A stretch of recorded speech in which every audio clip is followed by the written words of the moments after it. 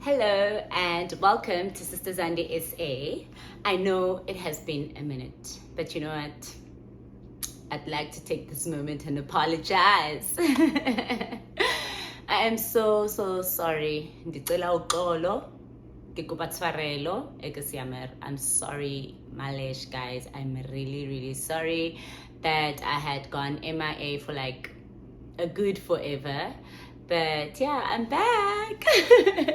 So let's continue where we have left off. So I was still trying to just get people integrated or like kind of standardize the information that is more in the macro environment regarding healthcare service provision. Remember, the primary goal of my channel is to help both healthcare specialists and those that are receiving healthcare services to help develop our healthcare system. You know, we're working towards the better. And I know recently or not so long ago, there has been quite a lot of broadcasted challenges regarding the healthcare system. And that should have rung a bell to you that, you know what, we all have a role to play in this, be it the person that's working in the administrative roles in the health department, or just a person who's at the front line providing healthcare services, or the person that is there to be the receiver of the healthcare service. So for tonight's talk, we will be going over the patient's rights.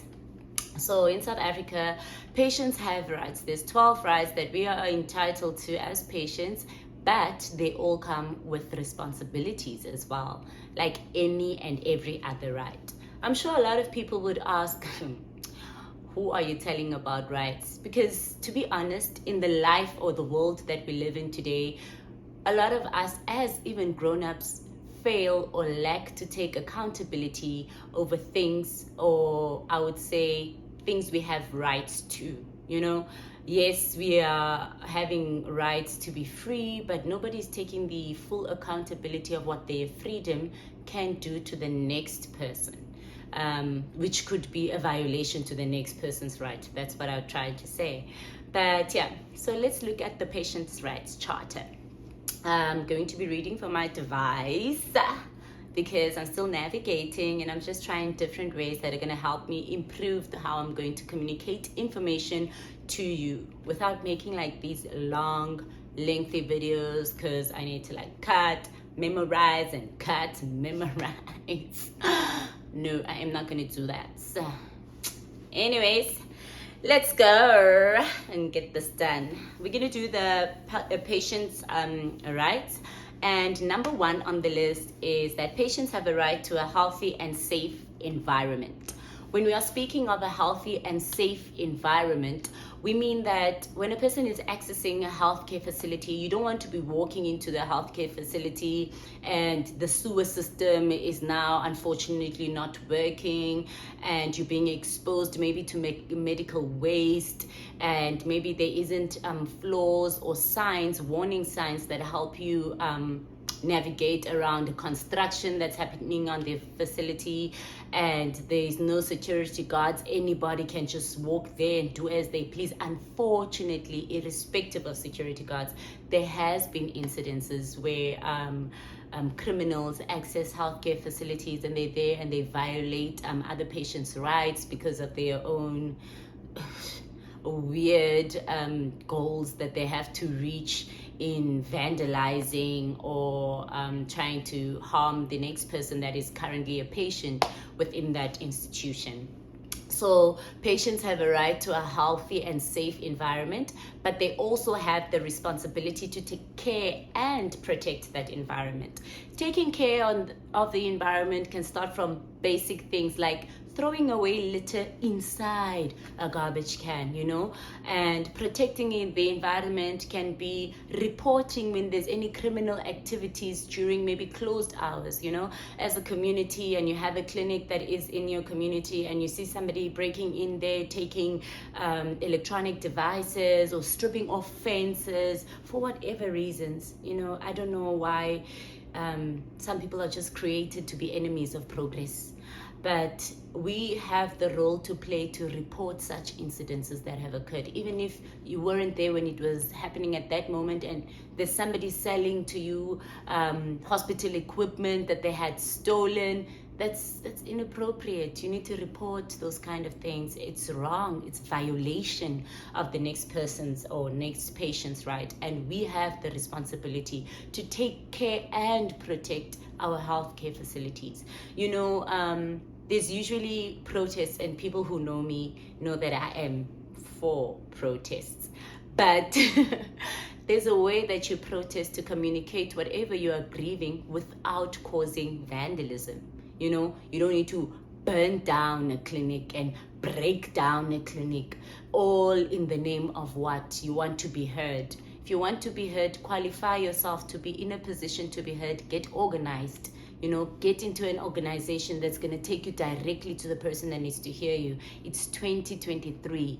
There's interventions and structures of how you can communicate a grievance. Even a protest is still allowed, but you do not need to cause vandalism or violence within communities when you're expressing your grief, irrespective of who's causing you grief or what people or community you're trying to represent. Please stop. That is not even inappropriate. It's old-fashioned, it's tiring, and it's just an enemy of progress. It takes people 300 steps back. We're trying to move forward. Okay, so yeah, protect and take care of the environment. When we go to patient's right number 2, we are speaking about the decision making. So a patient has the right to decision making, and I'm not talking about decision making as in like deciding what's gonna happen to you right now. I mean, you have the right to be part of the meetings that are going to be about, if they say they're going to build a clinic in your area, what level of healthcare is that clinic, or should I say, what level of healthcare would that healthcare institution be?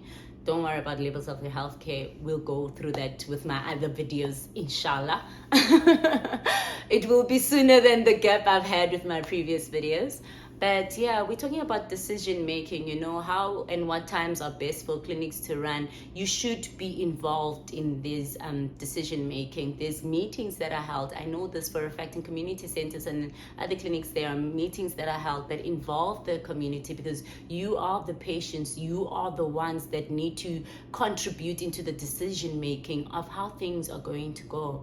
But you don't just appear or come up. It's very important to be good and well organized, have a structure, have pre-discussions before the meeting, so that as a community you're able to agree on the same thing and present your concerns and your reasons to support your decisions.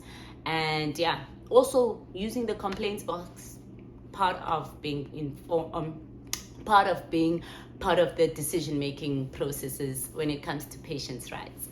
And we're going to also talk about advising healthcare providers on your decisions regarding death. It's not a nice thing to speak about, especially when you are at a healthcare facility. You are in very high hopes of coming out, but sometimes the inevitable happens, and then the next thing you know, somebody passes away. So you need to be able to be involved. Should there be anything that puts you at risk of losing life, you also need to be part of those decision making. With me, I've had an experience of working in a sector that exposed me to people who have what they call a living will. So people on a living will would rather say, I have a living will, instead of putting me through all the other interventions to try and preserve my life at this certain point where maybe I would not like to be ventilated, but rather just let me go in peace. So yeah, you have the right to be part of those decisions as well. You can't just see people coming to intubate you, and yeah, sometimes it's an emergency, but you have the right. And we're gonna go over to patient right number 3, which is healthcare access. So every patient has the right to access healthcare services, but you guys have the responsibility to utilize the healthcare system and not abuse them. So just because you're living a walk away from a clinic or a hospital, it doesn't mean that every time you feel like it's time to go again to do my routine, because like sadly there are people like that who abuse the healthcare systems and go there knowing very well that they didn't need the attention of any healthcare provider, but they have complete access to it. There are people who are in dire need of access to healthcare, because unfortunately our healthcare provision throughout the country is not really standardized. But yeah, that's also a community problem.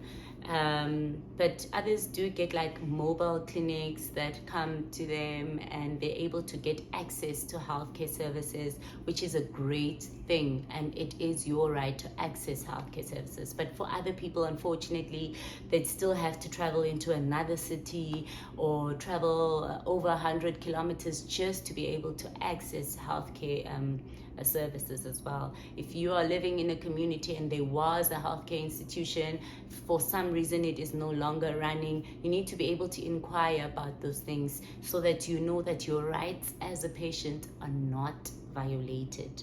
Okay? And as I said, the responsibility that comes with that is to utilize the healthcare system and not to abuse it. Please. And I'm going to go to patient right number 4. Patients have the right to medical insurance.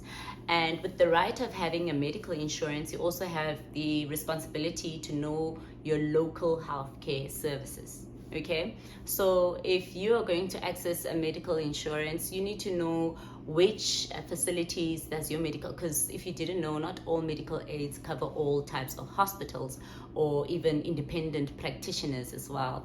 So you need to be able to be in full knowledge and aware of your medical insurance plan, what it covers, where you can go, and is it good for you. So I know a lot of times we get these telecommunication services that are calling us, or telemarketers calling us, selling us good medical aid plans, and they sound so good over the phone, and there we are agreeing, going through with processes, but you need to sit down and go through it properly to see that, oh, okay, I stay in a certain area.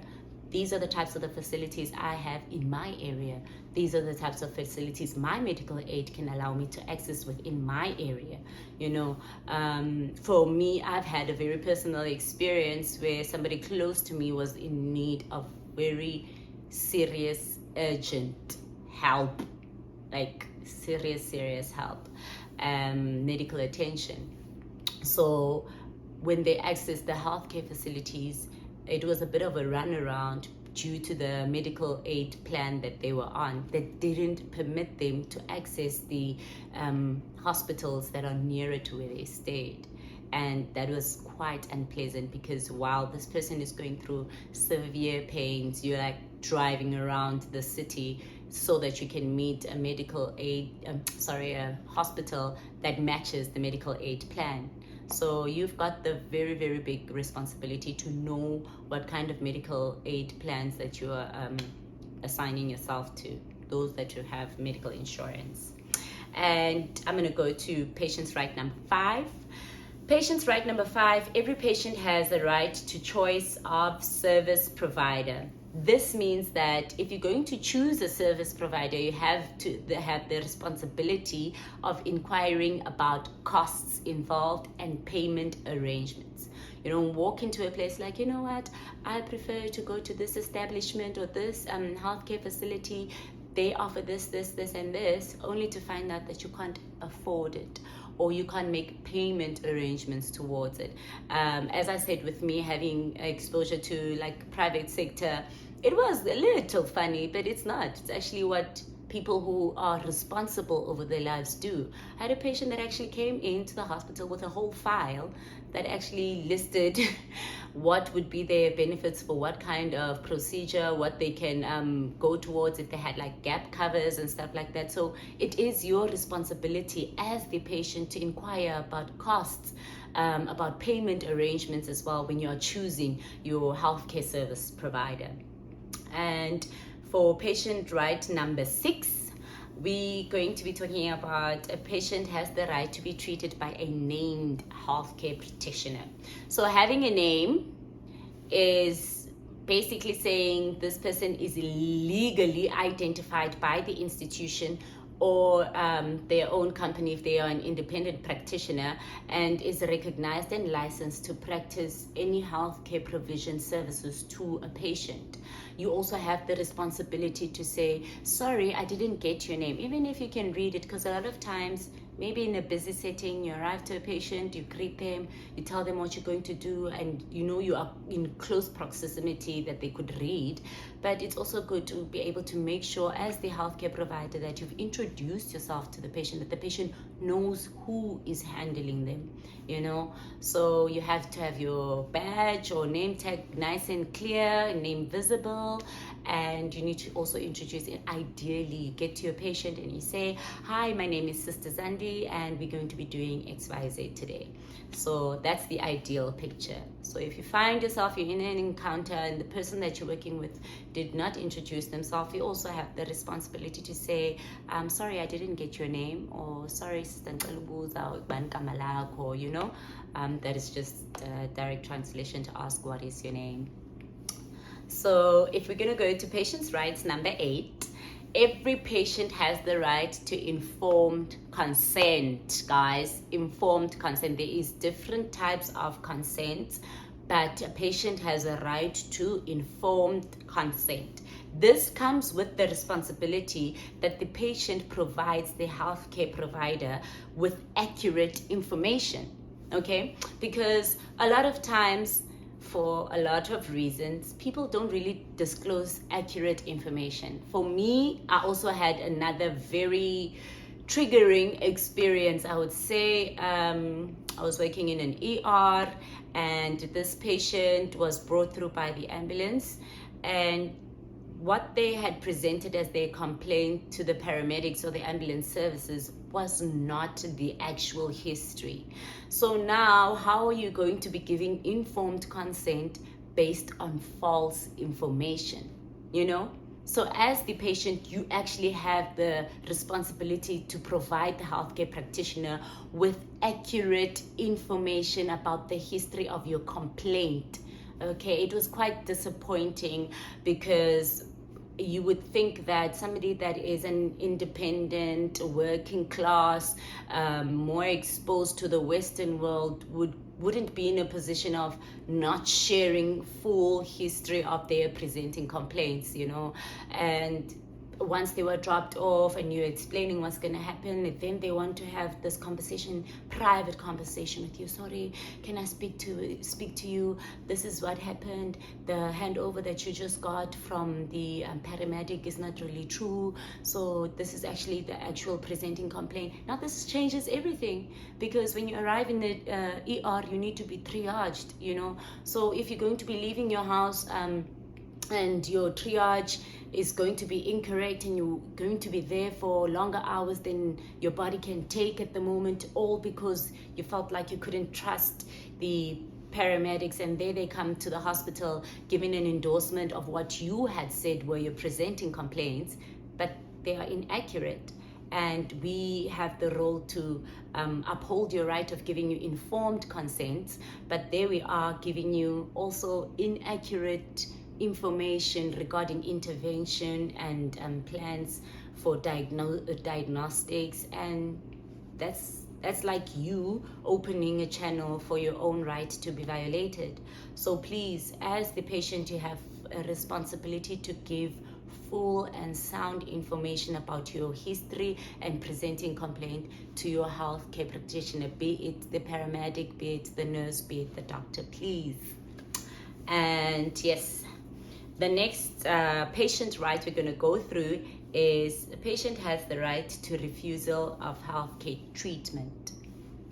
All patients have the right to refuse healthcare treatment. It could be based on religion, it could be based on your own beliefs, it can be just plain out a refusal that, you know what, I want to be signed out of the hospital.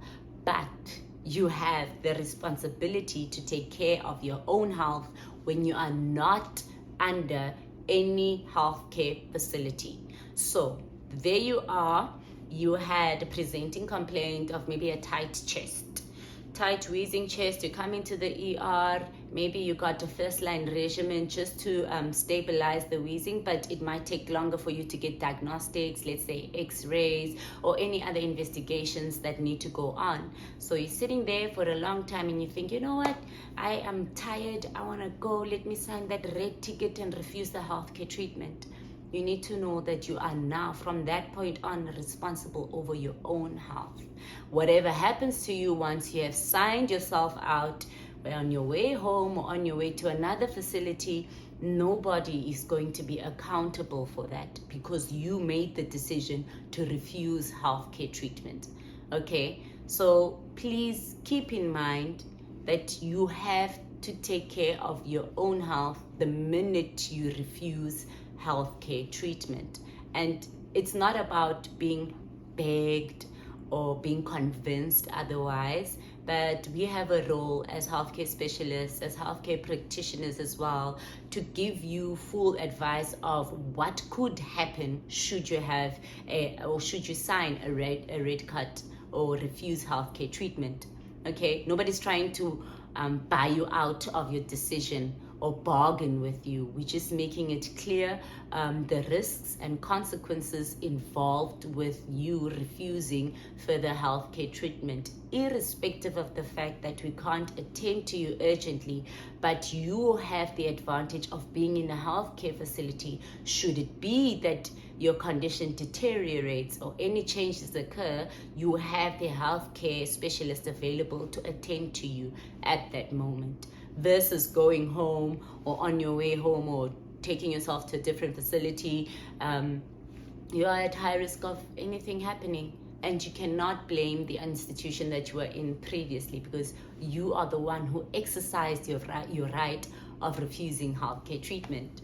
So keep that in mind, keep that one in mind. And for patient's right number 10, you have the right to a second opinion. So when we are talking about a second opinion, this is when you feel that, you know what, you've discussed your diagnosis, you've discussed the plans and interventions available, but you still don't feel confident enough to go through with it.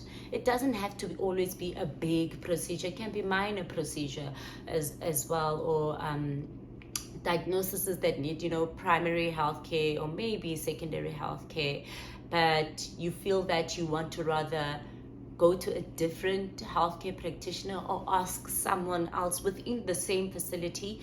You have every single right to practice that, to get a second opinion, where you could say, okay, sorry, can I rather ask my GP? Because a lot of people, we have our own GPs or the doctors that you go to during the day. If you have like a cough and stuff like that, you go to them, and you can go to the clinic or local medical center that you usually access, and you'll find other healthcare practitioners there that you are familiar or do know of. And even if it is one of those and you need a second opinion, you have every right to go to another just to say, okay, this was the diagnosis mentioned, and with this diagnosis, this is what they're proposing as my plans and intervention. What do you think about this diagnosis based on my history? And you need to share full, accurate information so that when you get a response, you can be able to weigh out to see. Sometimes it will be exactly the same, but sometimes the response will be completely different, and you need to be able to understand that too. So yes, we're going to move on to the next patient's right, which is a patient has the right to continuity of care. And with this right of continuity of care, we're going to, I think I skipped one. I skipped patient's right number 7. Sorry, I skipped patient's right number 7, which is confidentiality and privacy. So patient right number 7 is confidentiality and privacy. And when we speak about this, we say that a patient has the right for their information that they have shared with the healthcare specialist or any healthcare practitioner to be kept confidential and private. This means you're not going to be discussed by healthcare practitioners or specialists with other patients, or having your diagnosis just blurbed about out in the air for the next person to know. No, you've got full right to privacy and confidentiality as well. But do not mistake it. It does happen that a healthcare specialist needs to communicate with their colleague based on your diagnosis, or maybe your plan, or your presenting complaint. And it's not that they are bridging your confidentiality, but they might be looking for advice in the best or more appropriate intervention that would be suited for you. Sometimes it could be somebody that is in a more specialized, or maybe they're a senior, or maybe somebody that's more experienced, exposed to the diagnosis that you have, and they need some information from them. But at any point, if you feel like you do not want that to occur, you can stop it immediately and tell the healthcare practitioner assisting you that no, you know what, I prefer you do not discuss this with A, B, and C, or this person or that person. And if unfortunately they can't help you without discussing it, you can ask that, you know what, you'd rather go to a different institution. So with the right of confidentiality and privacy also comes the responsibility of taking care of your own healthcare records. So it is no point for you to say you don't want your diagnosis or illnesses to be discussed around the clinic, but you are the one that sits on the bench that, I was here last week. Yes, I went into that room last week, and in that room, this is what they diagnosed, so I know what that person. Khalas, you've already just disclosed your information to the next person. There you go. You've breached your own right, you know. Carrying documents back home, and, you know, like maybe you got a clinic card. And I know a lot of clinics will use color-coded cards to help just keep track of the different people coming for different reasons in the clinic. It's just a system that helps with filing more than anything. So there you go, displaying your cards, displaying your appointments, displaying your discharge summary around the house, at friends' places, in public places, and you are the first person violating your own right, you know. So you are the one that is compromising the confidentiality and the privacy of your own right for your diagnosis. So please, you have the responsibility to take care of any healthcare records that are in your possession. Okay? Keep them confidential, keep them private. Sorry to skip that one. We're gonna scroll down and go back to number 11. Number 11 is patients have the right to continuity of care. Continuity of care. Patients have the right to continuity of care.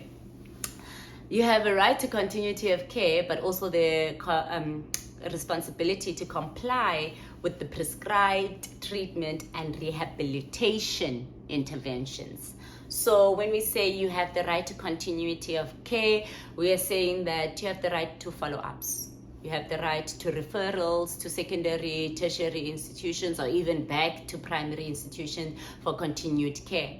But you have the responsibility to finish your treatment. Please comply with your treatment and don't default on your treatment. If you find that you're having challenges, be it your treatment is making you nauseous, or it's just compromising your baseline, go back to the clinic or the hospital or the facility you were referred to go and consult with should you have these problems, so that you are assisted, you know, instead of just, this is not working for me, and then you stay at home. And then the next time you come back and people need to start you again on the first regimen, you know, on the first line of treatment, and maybe you were already on your second or fourth phase of your treatment, but you didn't comply. You know, if you want your treatment to continue rehabilitatively, and they tell you to avoid putting pressure on your foot, maybe you're post-surgery, avoid putting pressure on your foot. let's say you had an ankle screws and plate inserted, and you're given health advice. The physio has shown you how to use your crutches, how to walk, how to sit, how to get up. Comply with that so that your healing process happens within estimated time, and you don't find yourself having unnecessary complications, and there you are having to come back to the hospital for something that you could have avoided. So please, you have the responsibility to comply with the treatment and rehabilitation that was given to you upon discharge of the service for your care to be continued.